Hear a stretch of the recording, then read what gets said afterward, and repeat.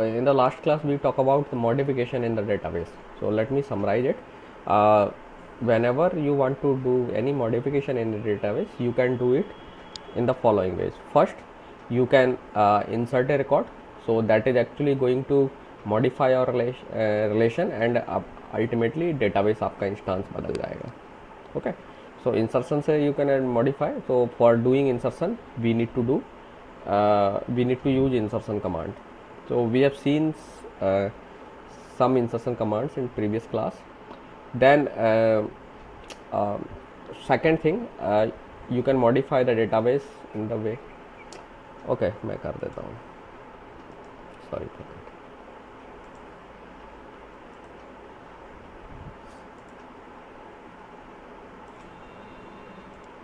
So second thing is that second way you can modify the database is that you can delete some records from the database, from a relation, one or more relation, and ultimately your database will be modified.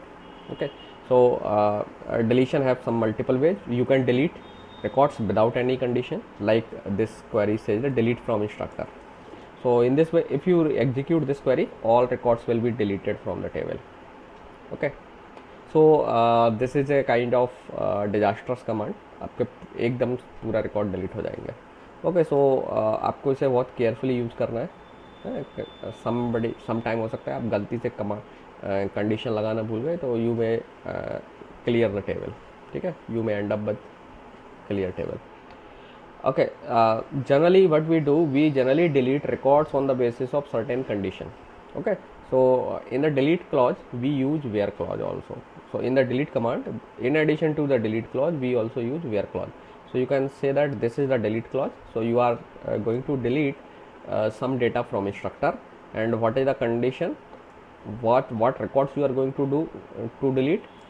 Department, where department name is equal to finance. So that means now you are going to delete all the records of instructors that are belonging to finance department. Okay, so you will lose all the data of the instructors belonging to finance department.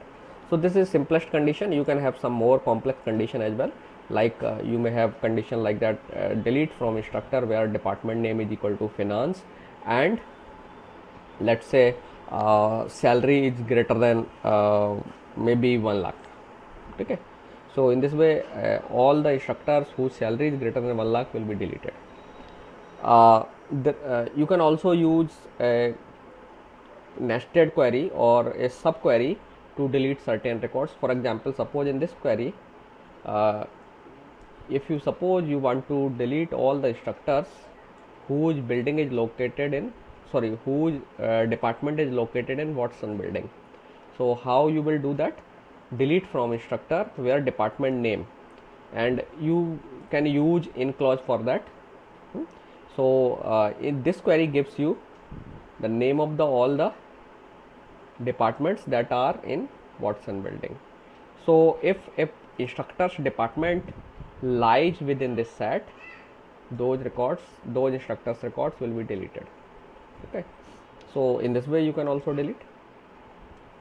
Similarly, you can use some more complex query that is kind of aggregation to delete records. We have discussed this in previous class. And there is a third way that we will discuss shortly. That is, we can update certain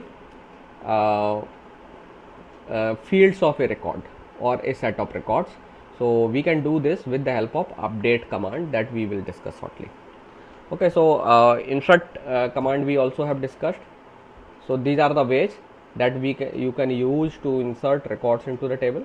So generally this way is not very much convenient. एक करके if you are working with a large database, आपको large amount of records insert करने हैं. So it is not a good idea कि आप एक करके command type करें और फिर उनको records को insert करें. So rather than doing this, you can use certain utilities that are offered by databases. Many databases offer utilities जो कि एक फॉर्मेटेड टेक्स्ट फाइल में आपका अगर डेटा है एक पर्टिकुलर फॉर्मेट में है, तो वहाँ से वो ऑटोमेटिकली आपका टेक्स्ट रीड कर लेंगे and then they will insert the records in the tables. ठीक है, so certain utilities are available with all the databases. ठीक है, तो may be they freely available हो सकती हैं और non free, they may be copyrighted as well also, ठीक है।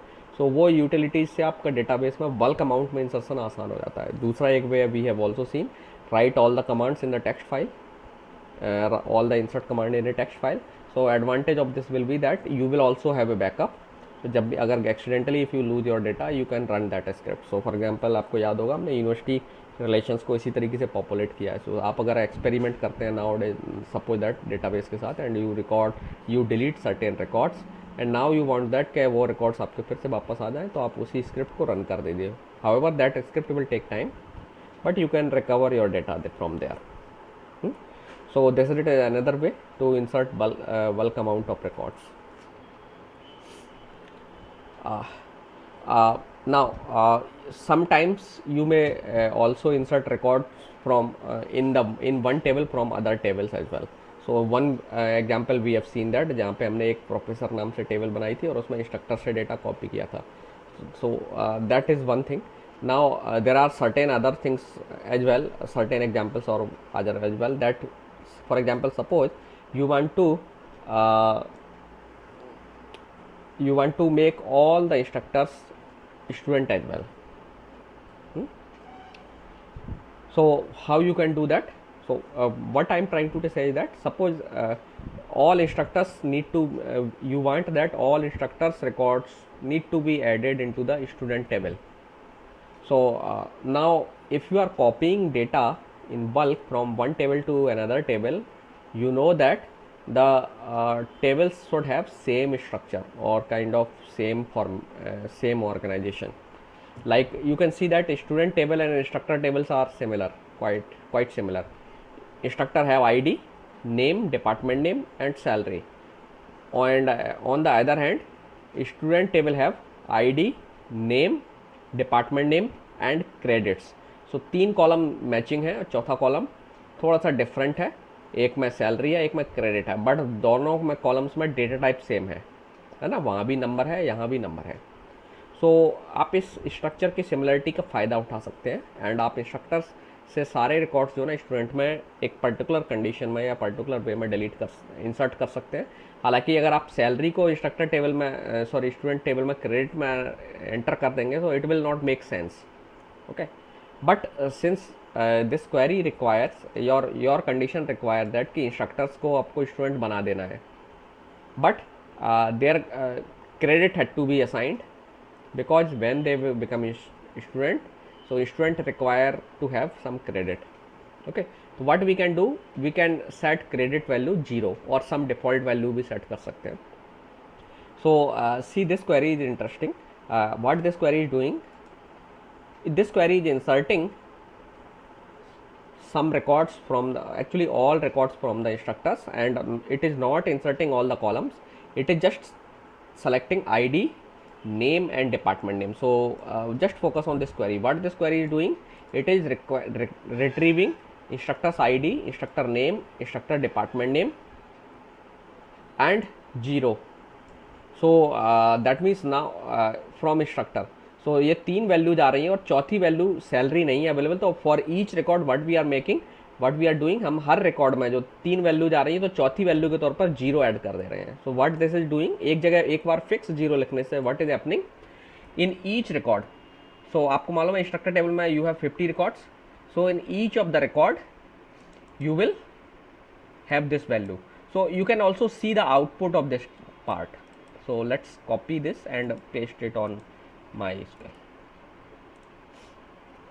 Okay, so you can see that you are getting ID, name, department name, and this value का column name 0 है, okay, and all values are 0. Okay, so now you know that we can insert all these records into student table, है ना। So we can just modify this command now, insert into student, I don't know S है, let me check, students है या student है, okay, okay. So let me remove this S. so now all the records from instructors will be added into the student. So actually ये जो 50 record है, these records will be added. Okay, so some duplication is coming, 3335. Okay, so ये ID I think already है, so it is creating conflict.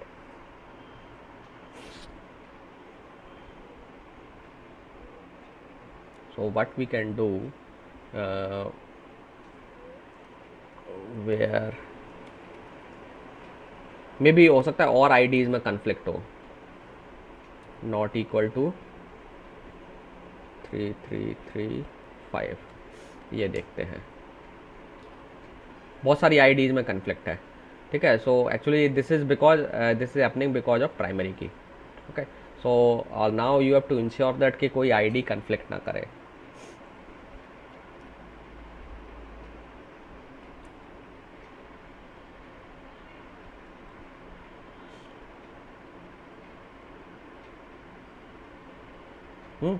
So this insertion is not being successful because it is creating a problem. So if suppose that this kind of conflict could not doesn't occur, then you can insert all these records into the table, ठीक है.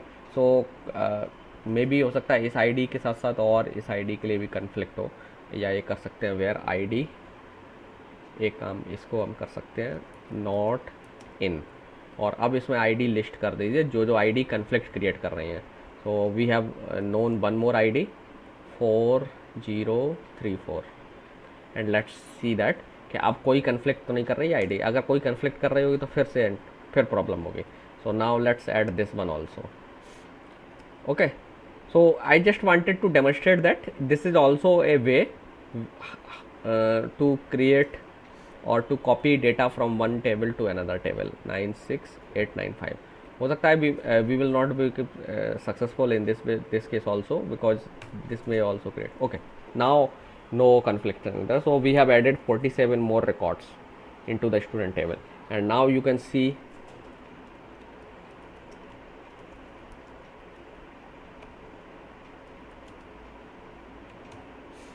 so now you have 2047 records, and some records will have value 0. That means you will know that this is an instructor. So we can find out all these records where credits equals 0.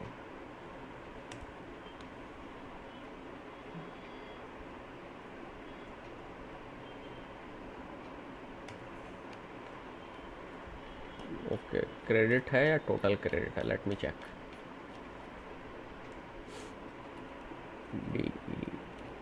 DESCST.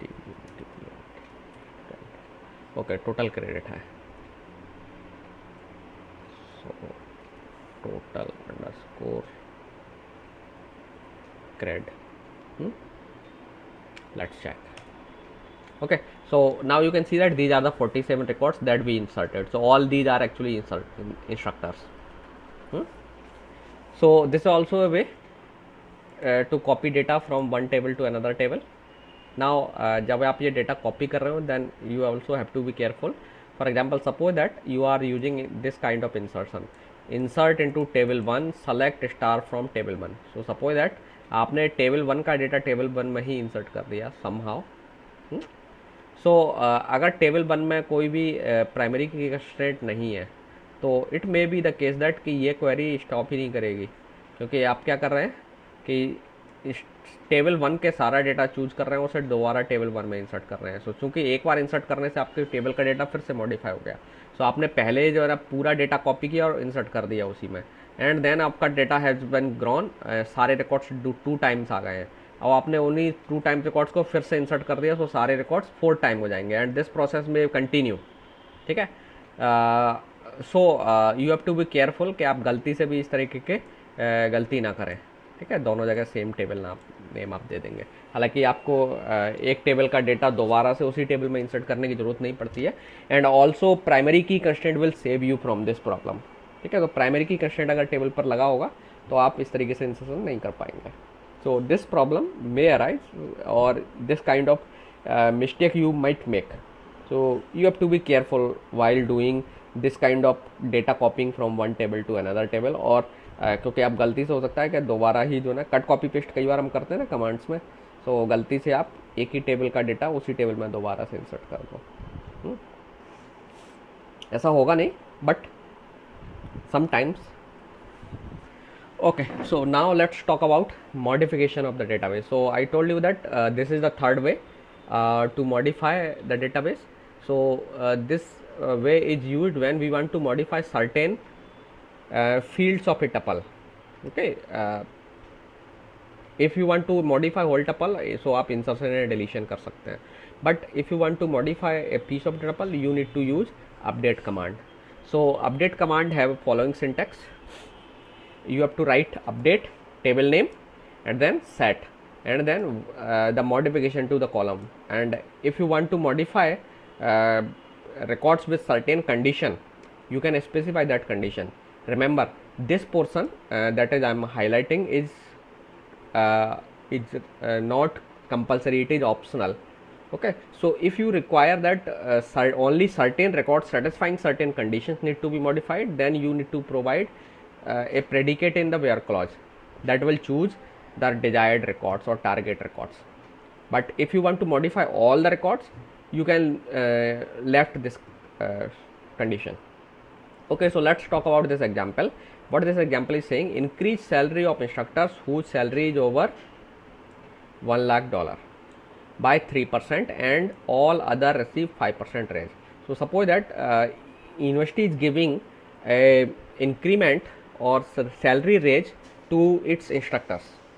Okay, now what policy they are following, that those instructors that are having a salary greater than $1 lakh, okay, so okay, this is annual salary, they should be given a raise of 3% only, and rest of the, that means the instructors that are having salary less than 1 lakh should be given a salary raise or increment of 5%. Okay, so how you will do that? So you can write two update command for that. Okay, I will not show you running this query. Okay, I will just explain you. You can go and use this. So update instructor, this is the clause that is specifying which table need to be updated. Then set keyword आपको use करना है, and then in the set keyword you will specify what column is going to be modified. ठीक है, तो यहाँ पे multiple columns को भी आप एक साथ स्पेस दे करके लिख सकते हैं जो मॉडिफाई हो रहे हैं, और उनकी वैल्यू असाइन कर सकते हैं. So here the syntax will be that column name जिसे आपको मॉडिफाई करना है equal to what value you are going to assign, what new value you are going to assign. So what you are saying that कि salary में 3% का increment देना है. सो 3% का इंक्रीमेंट देने का मतलब क्या हुआ, you are going to modify salary by 3%. So आप अगर आप इस एक्सप्रेशन को समझना चाहें तो इसको कैसे लिखेंगे आप, salary equal to salary plus कितना होगा 3% के लिए 0.03 से मल्टीप्लाई कर देंगे आप सैलरी को. तो आप सैलरी कॉमन लेंगे तो आएगा 1 प्लस 0.03. तो ultimately I think you are smart enough, आप समझ गए होंगे what I am trying to say. So आप एक तो तरीका था आप लिखते सैलरी, यहाँ पर salary equal to salary plus salary into 0.03 sorry. So वैसे लिखिए या डायरेक्टली ये लिख लीजिए, इससे 3% का इंक्रीमेंट हो जाएगा, 3% इंक्रीज हो जाएगी वैल्यू जो होगी. एंड आप क्या चाहते हैं 3% का इंक्रीमेंट किनको मिलना है, जिनकी सैलरी 1 लाख से ऊपर है. सो आपने कंडीशन लगा दी where salary is greater than 1 lakh. So this command will give salary update to all those instructors whose salary is greater than 1 lakh. Now for rest of the instructors what you want to do, you want to update their salary by 5% by giving 5% increment. So you will specify the increment condition like that. जहाँ 3% देना था तो 5% देना, तो यहाँ 0.05 के हिसाब से चलेगा. सो 1.05 अप कर देंगे तो सैलरी जो ना 5% का इंक्रीमेंट हो जाएगा where salary less than 1 lakh. Now sometimes आप अपडेट क्वेरी लगा रहे हैं तो अपडेट करते समय थोड़ा सा ध्यान देना है. This is a very classical example that will show you कि आपके अपडेट का order sometimes may be very important. Okay, so let me tell you why this why order is important in these kind of queries. और update के दौरान order क्यों important होता है, किस तरीके से आप अपडेट कर रहे हैं. सो अज्यूम करिए कि suppose that what I do, पहले मैंने इस क्वेरी को रन किया होता. Okay, so what will happen now, all those instructors whose salary is greater than 1 lakh will get 5% increment. Yes, सबको 5% इंक्रीमेंट मिल जाएगा. एंड देन इसके बाद मैंने ये क्वेरी रन की, तो इस क्वेरी के रन करने के बाद सबको 3% का इंक्रीमेंट मिल जाएगा. लेकिन आप देख रहे हैं सेकंड क्वेरी को पहले रन करने के बाद और दूसरी क्वेरी को बाद में रन करने के बाद क्या प्रॉब्लम होने वाली है. There are some instructors who may get 2 इंक्रीमेंट्स. कैसे, पहले उनको 5% का इंक्रीमेंट मिला. सो सपोज दैट उनकी सैलरी 1 लाख से नीचे थी, थोड़ी बहुत आसपास थी, और इस 5% के इंक्रीमेंट की वजह से उनकी सैलरी 1 लाख से ऊपर चली गई. And now they have become eligible for 3% increment also, because now they have their current updated salary is greater than 1 lakh. So उनको फिर से आप जो है ना 3% का इंक्रीमेंट और दे देंगे. सो आप एवरेज लगा लीजिए कितने परसेंट का आपने इंक्रीमेंट दे दिया, वो आपको कैलकुलेशन से निकालना पड़ेगा. सो this is a problem, yes or no? I think you might have understood what is the issue with this query. So in this case, actually in some such kind of queries, the order of execution of the update command is very important.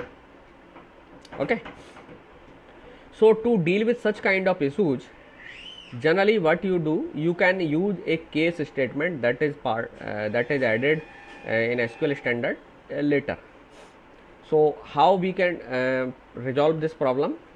We can rewrite this query, the same query as follows: update instructor and set salary equal to, and then जो आपको करना है वो case में लिख दीजिए. Case आप you can write everything in single line. Okay, when salary less than 1000, when में आप लिखेंगे when salary less than 1000, then salary, so all these are the keywords. ठीक है, ये जो बोल्ड में लिखे हुए these are the SQL keywords.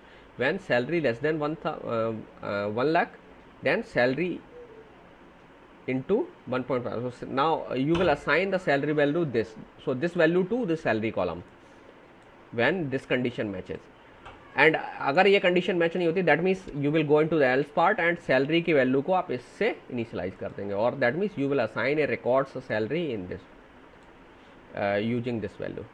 So in this way, now what you are going to do, or what you are doing, actually you are allowing that those for each record जिसमें salary 1 lakh से ऊपर है, आप उसे 5% का increment दे रहे हैं, अन्यथा उसे 3% का इंक्रीमेंट दे रहे हैं. So now this problem will not arise.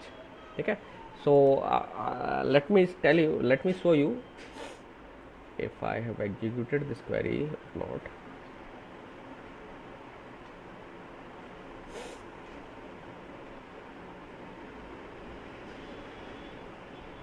Okay, let's run it this way. Let me retype it. Update instructor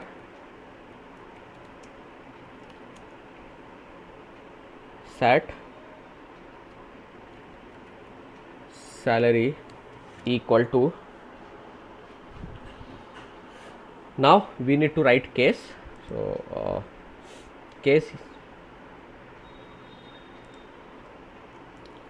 case when salary greater than or equal to, है ना, 1 लाख, then salary into, नहीं, greater than equal to 3% का increment देना है ना. अच्छा, वो आप उसकी बात कर रहे हैं ना, तो दूसरे तरीके से लिखा हो. अच्छा, लेस देन इक्वल टू है तब 5% का है, तो मैं उसको रिवर्स करके लिख रहा हूँ, कोई इशू नहीं है. चलिए, अच्छा ऐसे लिख देते हैं. चलिए लेस देन इक्वल टू कर देते हैं. तो जिनके लेस देन इक्वल टू है उनको, हालांकि इसमें आप ऑर्डर से कोई मतलब नहीं है, आपकी जो कंडीशंस हैं आपको कंडीशंस करेक्ट लिखनी है. इनटू 1.05 है ना।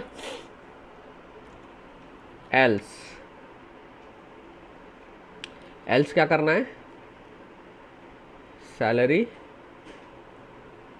इंटू 1.03 और क्या लिखना है, एंड आई थिंक लिखना है एल्स सैलरी एंड, ठीक है, एंड, और आपको सेमीकोलन लगा देना है। Let me recheck it, I have, मैंने कोई भी टाइपिंग मिस्टेक तो नहीं की। Update instructor, okay, instructor table में टेबल का नाम में टाइपिंग मिस्टेक है।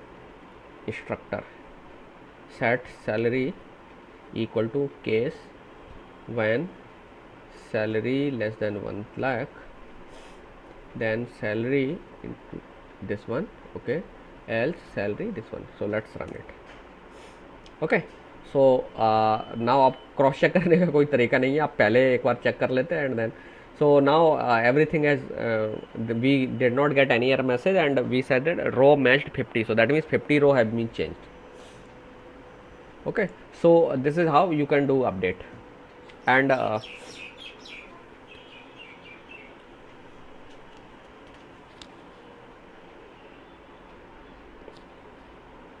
ठीक है। So let's move ahead now. Sometimes आप अपडेट को कुछ और भी तरीके से कर सकते हैं, स्केलर सब क्वेरीज से। So what that mean, so suppose that what we want to do, आपको याद होगा कि whatever courses student have taken they are specified in text relation, ठीक है। सो नाउ सपोज दैट एक student pass हो जाता है, he have passed the course program, so program में जितने भी कोर्सेज रिक्वायर्ड थे उसने all courses have been passed. So now we need to update his total credit, क्योंकि जो स्टूडेंट टेबल में टोटल क्रेडिट है that reflects the total number of credits earned by the student. Yes, okay. Now student कोई credit कब earn करता है, जब उसने जो कोर्स लिया है उसमें उसे ऐप से ऊपर ग्रेड मिलता है ना। So now what we want to do, we want to update the total credit of the student. So we can write update student. Now S क्यों लिखा है इसके बारे में हम थोड़ी देर में आ जाते हैं, बाद में बताऊंगा। Then set total credit, so we want to modify the total credit column and what we want to do, we want to sum all the credits, जो कि स्टूडेंट उन कोर्सेज के क्रेडिट को सम करना चाहते हैं जो कोर्सेज स्टूडेंट ने लिए हैं और उसमें उसे ऐप ग्रेड से ऊपर का कोई ग्रेड मिला है, दैट मीन्स ऐप नहीं मिला है, सीधा सीधा।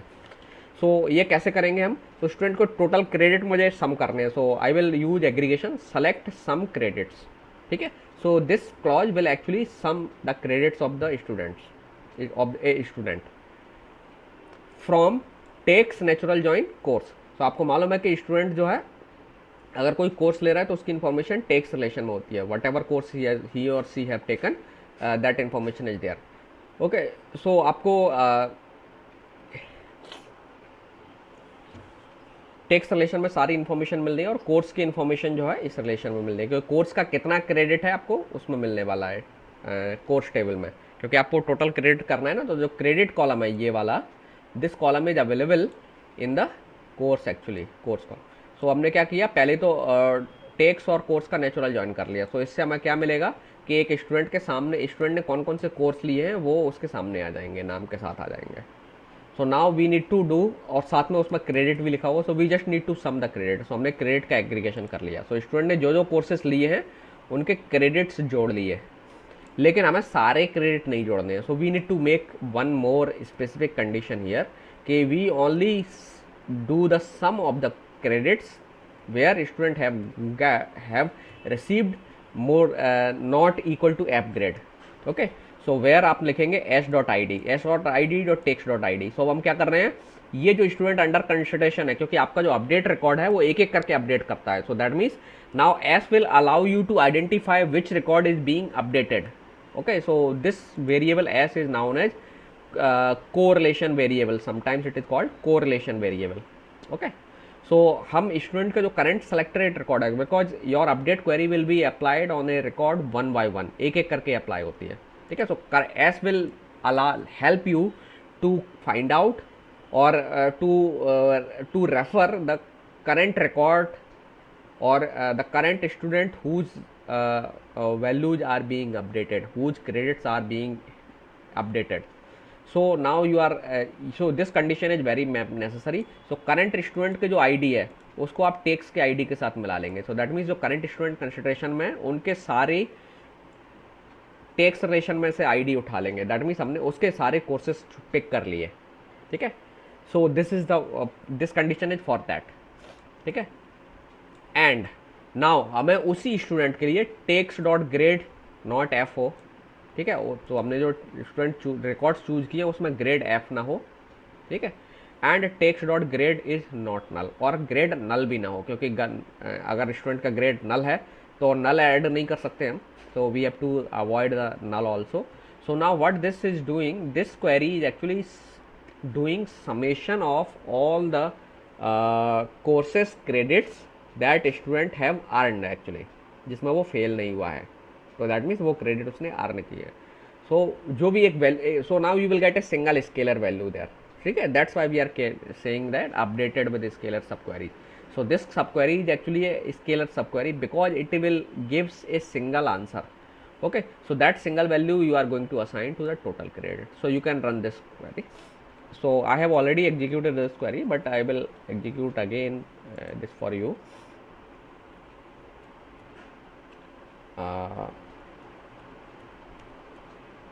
This is that.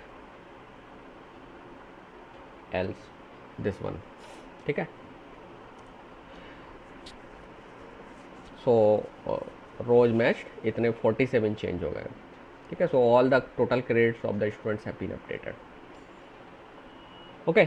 Now there is one more variation of this, one more upgrade version of this query can be done, or one improved one version is that now what may happen that suppose that एक student है जिसने कोई भी course नहीं लिया है. There may be some students, है ना. तो उनका टोटल क्रेडिट, चूंकि इस केस में आपको वो चूंकि उसने कोर्स नहीं लिया है, so here you will not get anything, है ना. You will get some anything means you will get null because student have not taken any course. So in that case total credit null set हो जाएगा. So we do not want to enter null value in our database. हम and I have already told you that we want to avoid any null value in our database.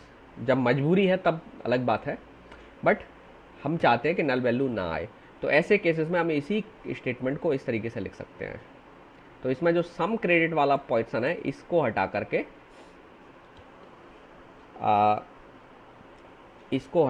इतने portion को हटा करके we will add this one.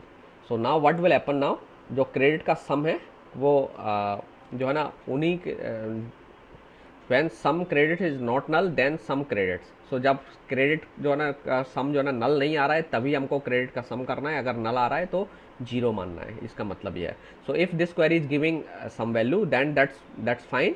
Otherwise you will add null ही, sorry you will enter और you will assign zero to this one.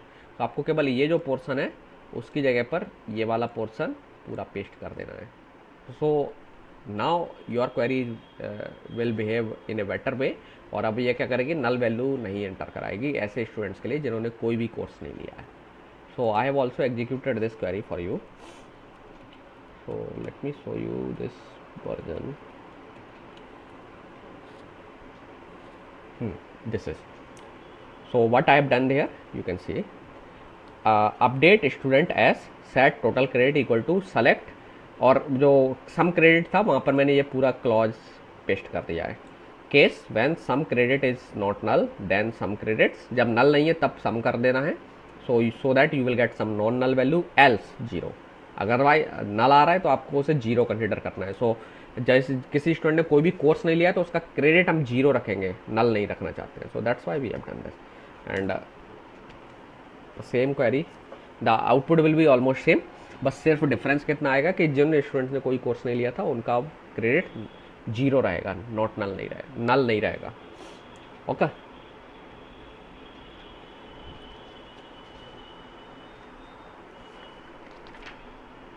Okay, so this is the update. So I will share some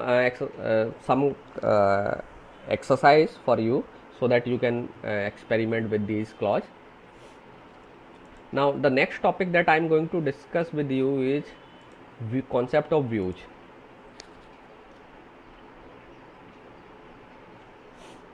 I think इसका video भी already available है, but I will discuss because उसमें शायद practical part available नहीं था. So I just want to demonstrate some practical part also. Do we have some time? आपकी कोई class तो नहीं है?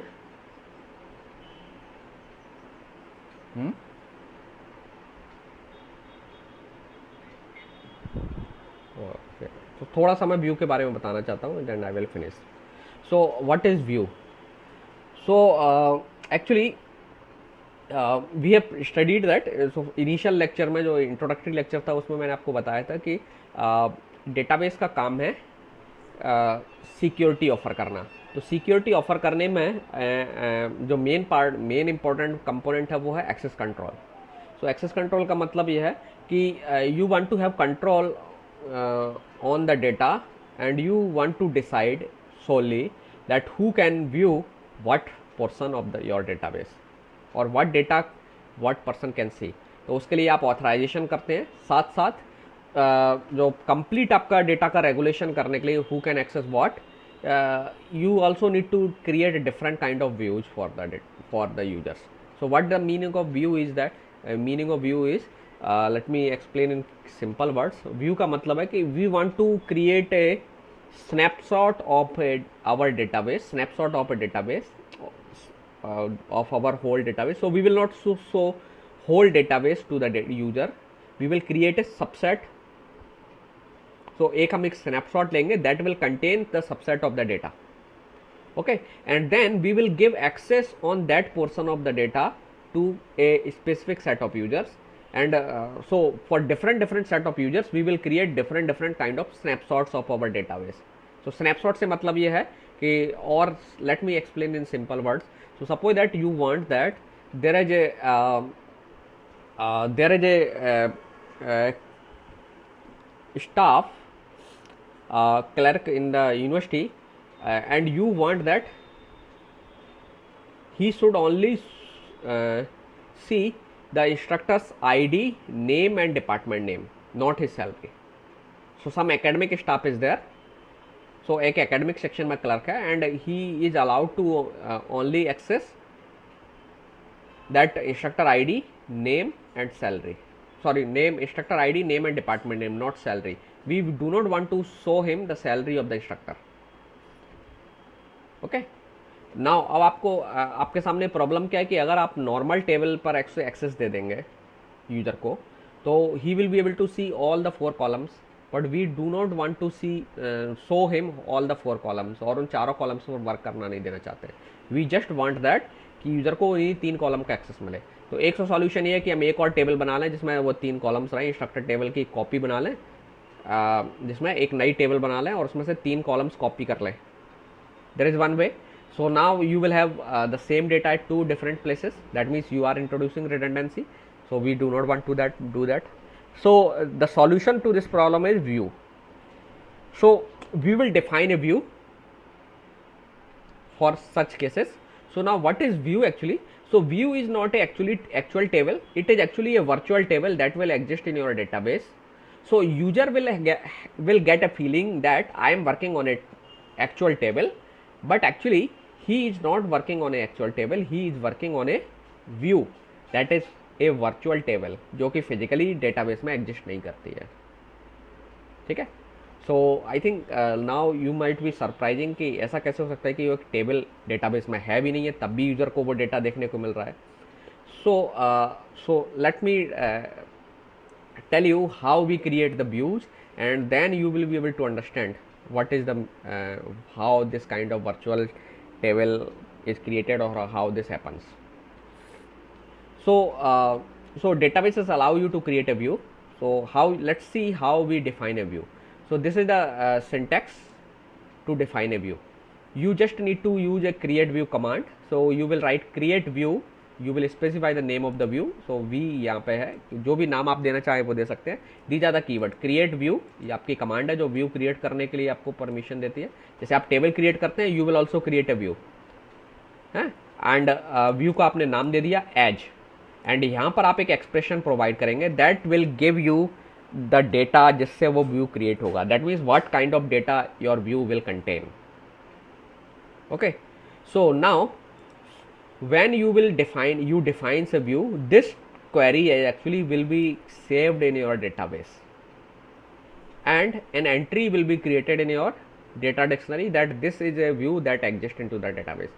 So this is actually so database will treat it as a table. ठीक है, so ये जो query है इसे टेबल के फॉर्म में सेव कर लेगा. So now there is a table object that has been created, view object that has been created. And now user के लिए ये एक टेबल है. We user will understand that view is a table, but actually this is not a table, this is a saved query.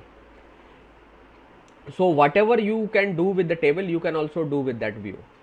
ठीक है, however there are certain terms and conditions that will be applied. सो ऐसा नहीं है कि आप जो view पर सब कुछ कर सकते हैं, जो टेबल पर जो कुछ कर सकते हैं वो आप व्यू के ऊपर भी कर सकते हैं. There are certain restrictions on the views that we will talk about later. Okay, so now when you will create a view, this expression will be saved, and now you can give authorization on this view to the user. Authorization we will discuss later, कैसे किसी table पर या view पर authorization user को दिया जाता है so that he will be able to work on that table. So now you can make understand user that v नाम से एक टेबल डेटाबेस में है, and this database is having these kind of fields. So for example, you can create a view like that. So let me copy just this command and let me show you how this view will be created. Okay. Okay. So आप चाहेंगे तो इसको एक line में भी type कर सकते थे, मैंने जस्ट कॉपी किया है. So it have been came into one line. So now you can see that we have created a view. View का नाम है faculty and age is the keyword. Select, मैंने क्या क्या कॉलम्स लिए. I have taken ID, name and department name from instructor. So faculty नाम से view create कर लिया, इसमें सैलरी नहीं है. And now let's see the tables in the database. So now you will see a view there. So faculty is not a table, it is a view, but you can see. ठीक है, सो आप देख रहे हैं इस view का treatment एकदम table की तरह से है, but you should remember that this table physically database में एग्जिस्ट नहीं करती है. सो जो काम आप टेबल के साथ कर सकते थे वो आप इस व्यू के साथ भी कर सकते हैं. Select star from faculty. हालांकि अभी जिसमें जो भी डेटा है वो डेटा भी आ गया है, बट ओनली 3 कॉलम्स आए हैं. ओके, सो नाउ आप जैसे टेबल पर क्वेरी करते थे वैसे आप कर सकते थे. जैसे select ID, name where department name equal to let's say CY cybernetics NETICS. क्या है? Okay, ID.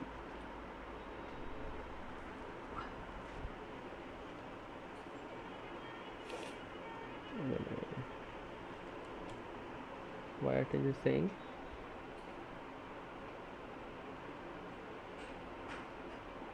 ओके, सॉरी मैं व्यू का नाम देना तो भूल ही गया. Faculty. What out now saying.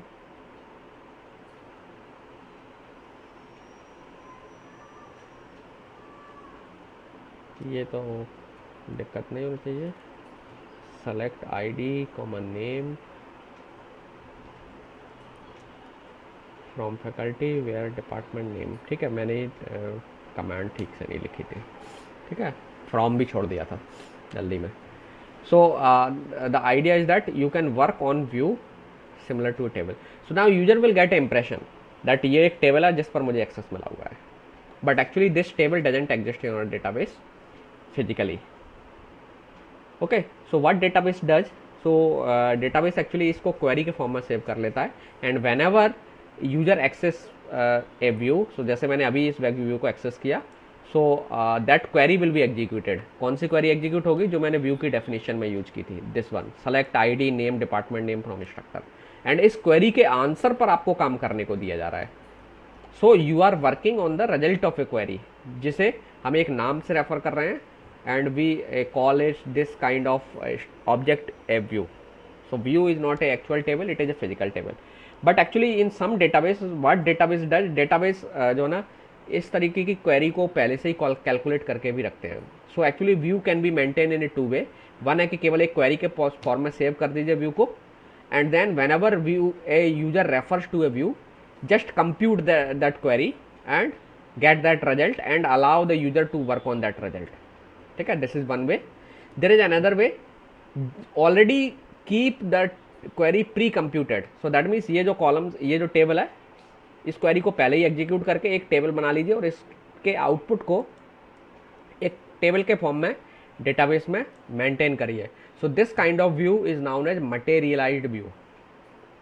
Okay, so materialized view actually physically exist करते हैं डेटाबेस में। ओके, सो ये एक टेबल की तरह से एग्जिस्ट करेगा डेटाबेस में, and you can access this. However this is not an independent table.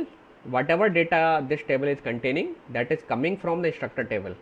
Okay, so whenever instructor table has been updated, this table, that means this view has to be updated. Okay, otherwise क्या होगा, user will get some stale data. So suppose that instructor table में मान लीजिए एक music department की faculty add हो गई, नई फैकल्टी आ गई। so that faculty's record will not be automatically added here. Okay, so now what we need to do, अगर आपने क्वेरी के फॉर्म में सेव कर रखा है तो चूंकि आप इमीडिएटली रिजल्ट कैलकुलेट कर रहे हैं, so user will get the accurate data. But if you are maintaining a materialized view, then maybe कि उस व्यू में वो डेटा नहीं आया हो। सो मटेरियलाइज्ड व्यू को भी आपको अप टू डेट रखने के लिए डेटाबेसेस डिफरेंट अप्रोच यूज करते हैं if they are supporting materialized view. So materialized view के केस में एक अप्रोच तो ये हो सकती है कि उस व्यू को पीरियोडिकली अपडेट करते रहिए। पीरियोडिकली अपडेट करने का मतलब ये एवरी 2 मिनट्स, एवरी 5 मिनट्स, या फिर जो भी कन्फिगरेबल टाइम है उसमें अपडेट करते रहिए, सो दैट उसमें डेटा पॉसिबिलिटी हो कि करंट डेटा हो। लेकिन it is not always possible कि यूजर जब एक्सेस कर रहा है तो उसे हमेशा करंट डेटा मिले, क्योंकि जस्ट टेबल इमेज अपडेट हुई, उसके बाद इंस्ट्रक्टर, जैसे व्यू अपडेट हो गया आपका मटेरियलाइज्ड व्यू, लेकिन इमीडिएटली अपडेट होने के बाद इंस्ट्रक्टर टेबल में चेंजेस हो गए, but you do not know about that changes. सो चूँकि अब नेक्स्ट 5 मिनट बाद मान लीजिए टेबल अपडेट होती है, तो इस 5 मिनट के ड्यूरेशन के बीच में अगर कोई भी यूज़र इस व्यू को एक्सेस करता है, so user will get the stale data. Okay, so this is one limitation of the materialized view. So हालांकि मटेरियलाइज्ड व्यू में भी कई तरीके के कन्फिग्रेशंस हैं दैट एडमिनिस्ट्रेटर कैन चूज। एक तो है कि आप मटेरियलाइज्ड व्यू को एवरी टाइम तभी अपडेट करिए, you can update materialized view every time whenever an access request to a view comes। जब भी व्यू के लिए एक एक्सेस रिक्वेस्ट आती है, आप मटेरियलाइज्ड व्यू की क्वेरी को रिकम्प्यूट करके डेटा रिफ्रेश कर लीजिए और फिर वो डेटा दीजिए। तो इससे क्या होगा, यूज़र को करंट डेटा मिलेगा। बट इसमें प्रॉब्लम क्या है कि यूज़र का जो रिस्पॉन्स टाइम है वो इंक्रीज कर जाएगा, क्योंकि आप व्यू को कंप्यूट कर रहे हैं, देन उसकी क्वेरी को कंप्यूट करेंगे उस व्यू के रिजल्ट, जो रिजल्ट आएगा उसके ऊपर। So response time will increase, है ना। So now you need to find out a trade off कि आपको यूजर को स्टेल डेटा देना है या करंट अपडेटेड डेटा देना है इमीडिएटली। सो एक परफॉर्मेंस पेनल्टी आपके ऊपर लगेगी एक तरीके से, जब आप इमीडिएटली अपडेट करके डेटा दे रहे हैं तो रिस्पॉन्स टाइम कम बढ़ जाता है। अगर रिस्पॉन्स टाइम को हैंडल करने की कोशिश करते हैं और आप चाहते हैं कि व्यू पीरियोडिकली अपडेट हो जाए टाइम टू टाइम, तो प्रॉब्लम ये होगी कि आप यूज़र को स्टेल डेटा दे सकते हैं। एंड पीरियोडिकली अपडेट करने से डेटाबेस पर भी परफॉर्मेंस ओवरहेड जो है ना, परफॉर्मेंस ओवरहेड बढ़ जाएगा, क्योंकि डेटाबेस को टाइम टू टाइम व्यू को अपडेट करते रहना पड़ेगा। That will require database resources. So as a administrator you have to decide what you want, what is your need, है ना। अगर आपका एप्लीकेशन स्टेल डेटा टॉलरेट कर सकता है, देन आप जो है पीरियोडिक पर अपडेट पर जाइए, और उसमें टेबल में अगर बहुत ज़्यादा एक्सेस नहीं होता है तो आप इंटरवल को भी, जो आप रिफ्रेशिंग इंटरवल है, जो पीरियोडिक अपडेट का इंटरवल है, उसे लार्ज भी रख सकते हैं। अगर आपकी कीवर्ड व्यू है फ्रीक्वेंटली एक्सेस होता है तो आप उस इंटरवल को छोटा रख सकते हैं। So these are the ideas related to views. ठीक है, सो आज यही क्लोज करते हैं. In the next class we will talk about something more about views. Actually there are certain views that can be updated and there are views that can not be updated. However Codd has said that कि Codd का एक rule है, जो 13 rules है उनमें से एक rule है, every view should be updatable, that they have said. But it is not possible to implement और create views that can be always updated. ठीक है, सो कुछ व्यूज ऐसे हैं जिन्हें अपडेट नहीं कह सकता. तो ज़्यादातर केस में हम व्यूज बनाते हैं तो या तो वो सिंगल टेबल से बनाते हैं. सो वी विल डिस्कस दो इशूज इन नेक्स्ट क्लास. ठीक है, आज डिस्कस नहीं करते हैं. ओके.